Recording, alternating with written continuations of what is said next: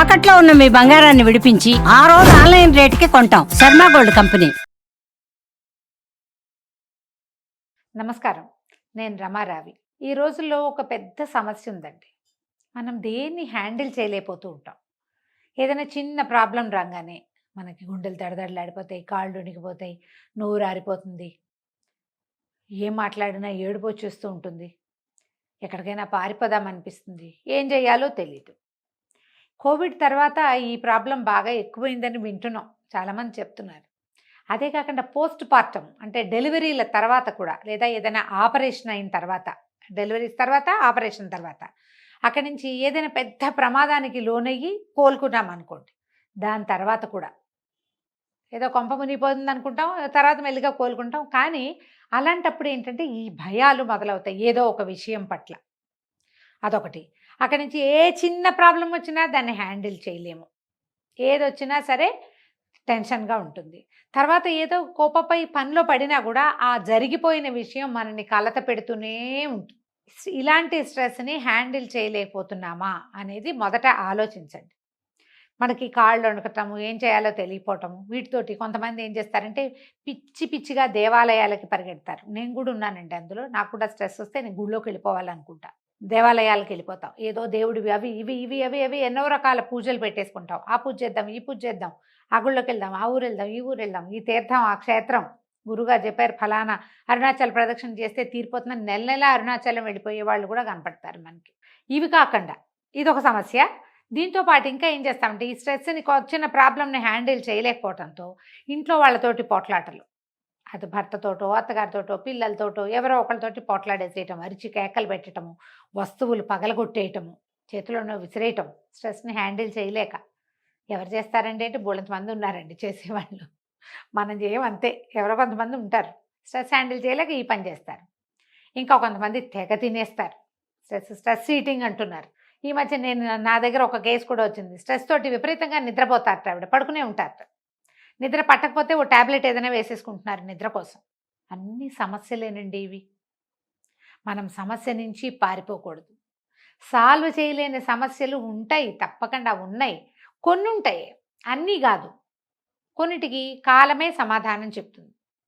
కొన్నిటిని మనమే సార్ట్అవుట్ చేయగలుగుతాం. కొన్నిటిని ఇతరుల సహాయంతో సార్ట్అవుట్ చేసుకుంటాం. ఎవరో ఒకళ్ళు దొరుకుతారండి, నమ్మకం మీద ఉండాలి. సాల్వ్ చేయలేని ఏ సమస్య లోకంలో లేదు. మన వాళ్ళు చెప్తారు శతకోటి దరిద్రాలకి అనంతకోటి ఉపాయాలని. ఏదో ఒక ఉపాయం దొరుకుతుంది. అంతవరకు మీరు నిద్దాగా దాని మీద ఉండాలిగా, దాని మీద నిలబడాలి.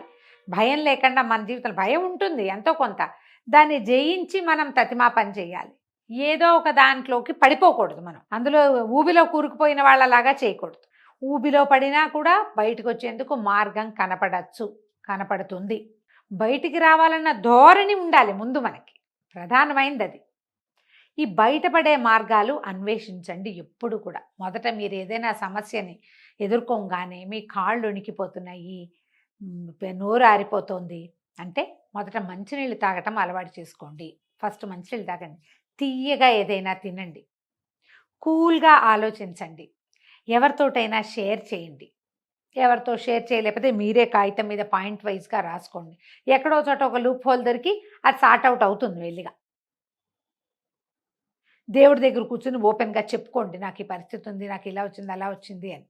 జనరల్గా మనకు వచ్చే ప్రాబ్లమ్స్ అన్నీ మన చుట్టూతో ఉన్న సమాజంతో ముడిపడి ఉంటాయండి. ఈ సమాజంలో మంచి ఉంటుంది, చెడు ఉంటుంది. వీటిని కూడా మనం హ్యాండిల్ చేయలేకపోతాం. ఇప్పుడు మనం ఏమీ చేయలేని దానికి వగచేం ప్రయోజనము?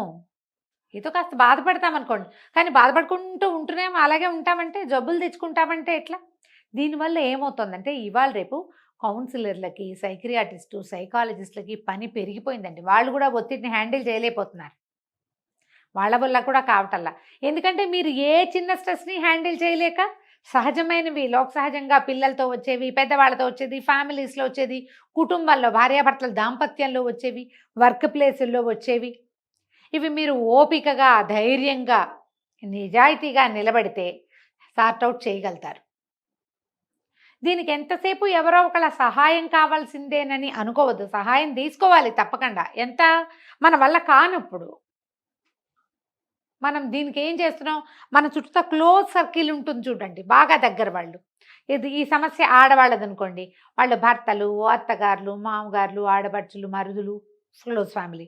అమ్మ, నాన్న, అన్నయ్య, అక్కయ్య, చెల్లి ఉంటే వాళ్ళు, మన మేనత్తలు, మన పెద్దమ్మలు, మన పిన్నులు, వీళ్ళెవరిదైనా సహాయం తీసుకోవాలి. దీనికోసం మీరు మానవ సంబంధాలు బాగుపరుచుకోవాలి. ఇది పెట్టుకోవాలి మొదట. తర్వాత క్లోజ్ ఫ్రెండ్స్, క్లోజ్ కలీగ్స్. ఒక్కొక్కసారి మన వర్క్ ప్లేస్లో వాళ్ళు కూడా మనకి ప్రాణ స్నేహితులుగా ఉంటారు. వాళ్ళతోటి, వీళ్ళందరితోటి సంబంధ బాంధవ్యాలు సరిగ్గా మెయింటైన్ చేస్తే మీకు స్ట్రెస్ హ్యాండ్లింగ్ ఈజీ అవుతుంది. ఈ మధ్య ఒక 90 కేజీలు ఒక పాప కనపడింది నాకు తెలిసి 60-70 ఉండేది, బాగుండేది అందంగా. ఏమిటమ్మా ఏంట్రా బాగా పాడయ్యావన్న, లావయ్యావు అంటే పిల్ల హర్ట్ అవుతుందేమోనని అంటే ఆ అమ్మాయి చెప్పింది, చాలా స్ట్రెస్ ఈటింగ్ అంటే దీన్ని ఎట్లా హ్యాండిల్ చేయాలో తెలియదు నాకు అని. ముచ్చటైన చిలక లాంటి పిల్ల. స్ట్రెస్ ఏంటంటే జాబు, ఫ్యామిలీ సరిగ్గా చేసుకోలేక స్ట్రెస్ వచ్చినప్పుడల్లా తినేసి లావైపోయిందట.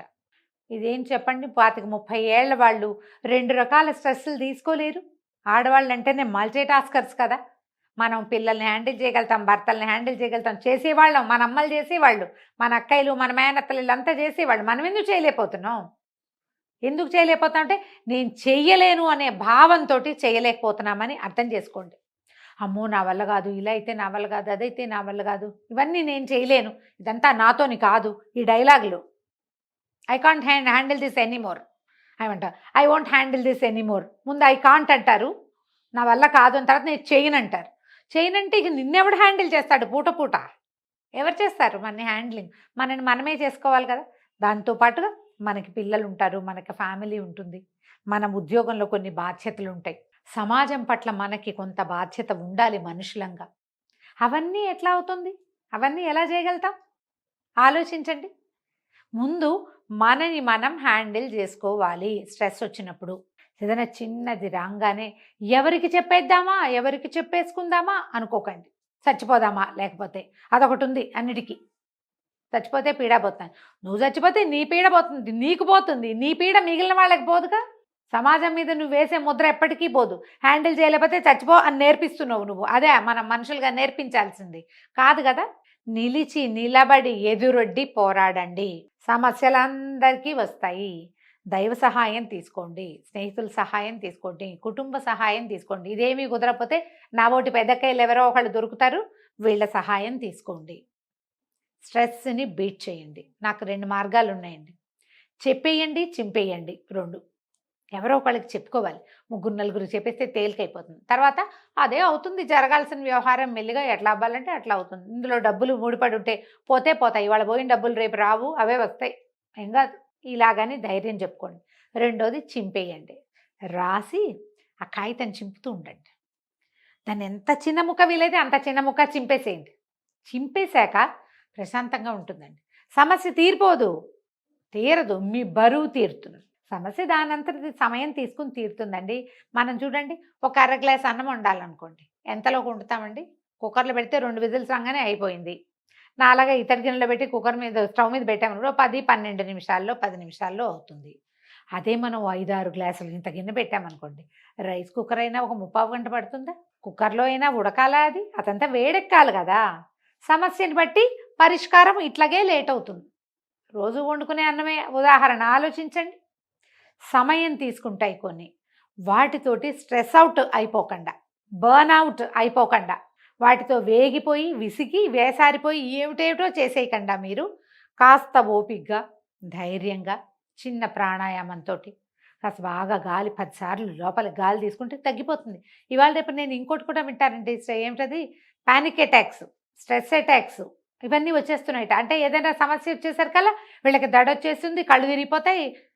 ఏంటండి, మన అమ్మలు పాతకాలంలో హాస్పిటల్స్ లేవు, మందులు లేవు, మాకు లేవు, మన 14-15 మందిని కనేవాళ్ళు, ఎంత పనైనా చేసేవాళ్ళు, పొద్దున్నుంచి పొద్దుదాకా పనిచేస్తూ ఉండేవాళ్ళు, దేనికి ఏ యంత్ర సహాయము లేకుండా. మరణాలు సంభవించేవి ఇళ్లలో. అవన్నీ ఎట్లా హ్యాండిల్ చేస్తారండి? మనం ఏమిటి 1-2 పిల్లలతోటి ఇవి కూడా చేయలేకపోతున్నాం. అన్నిటికీ స్ట్రెస్ అటాక్స్ వచ్చేస్తే ఎట్లా? మనకి అటాకులకి సమయం ఇవ్వద్దండి అసలు. నాకు స్ట్రెస్ అటాక్స్ వస్తాయి, నాకు పానిక్ అటాక్స్ వస్తాయని ఒప్పుకున్నావా, అది మన నెత్తి మీద భూతంలాగా ఎక్కిపోతుంది. ఎక్కించుకోకండి, దించేసుకోండి బరువు. ఎవరో ఒకరికి చెప్పండి అమ్మా, లేదా మీకు మీరు చెప్పుకోండి. ఏదైనా ప్రార్థన చేసే అలవాటు చేసుకోండి. ప్రార్థన తేలిక చేస్తుంది. ఎవరికైనా సహాయం చేసే అలవాటు ఉంచుకోండి. ప్రార్థన, సహాయాలు ఇవి 2 మిమ్మల్ని ఇలాంటి టైమ్స్‌లో, అంటే ఈ స్ట్రెస్ వచ్చిన సమయంలో ఆదుకుంటాయి. ఆలోచించండి, స్ట్రెస్‌కి దొరికిపోకండి. ఆలోచిస్తారు కదా? నమస్కారం.